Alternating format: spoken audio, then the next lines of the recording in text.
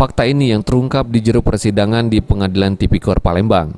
Jero kasus korupsi pembangunan Masjid Sriwijaya Jilid 2 dengan terdakwa Mukti Sulaiman Samo Ahmad Nasuhi alias Ustadz Coy. Jero sidang pemeriksaan ahli dari pengadaan barang dan jasa Ahmad Ferry Tanjung ngungkap ke jero kasus korupsi pembangunan Masjid Sriwijaya ini dewek sejak awal sudem salah nentu ke metode pelaksanaan pembangunan masjid. Sudem itu untuk setiap panitia pembangunan masjid haruslah punya sertifikat keahlian di pengadaan barang dan jasa. Lalu panitia pengadaan barang tidak boleh dipengaruhi. Aman terjadi dianggap sudem melanggar etika penyalahgunaan wewenang serta dilarang nerimo atau janji ke pas proses tender. Untuk peran dari terdakwa Mukti Sulaiman, jero kasus ini ialah sebagai sekda, sehingga punya tanggung jawab besar untuk mengontrol aliran dana hibah ke pembangunan masjid tersebut. Jika demikian terjadi maka tersebut melanggar prinsip dan etika pengadaan. Kenapa salah menentukan metode di dalam menentukan pelaksanaan yang dilaksanakan? Salah menentukan metode, negara dirugikan, melanggar prinsip dan etika, sudah dapat dipastikan bahwa pengadaannya tidak berubah.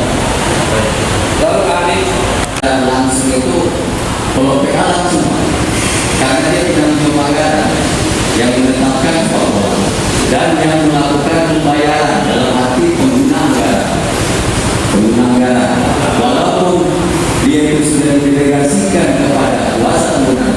Saya contohkan, sekretariat daerah itu ada beberapa biro-biro. Biro-biro itu kuasa pengguna anggaran siapa? PA, sekda. Maka yang bersangkutan itu bertanggung jawab terhadap pekerjaan swasta maupun bukan swasta menurut dia. Itu. Apakah itu yang dimaksud saudara tidak langsung tadi? Kalau ini langsung Pak, yang tidak langsung itu adalah orang yang juga ada dalam organisasi, tapi dia berperan menyebabkan pengadaan ini tidak akuntabel, tapi dapat dibuktikan oleh penyidik atau PJK itu dia bertanggung jawab. Tidak langsung itu. Kami pengen juga.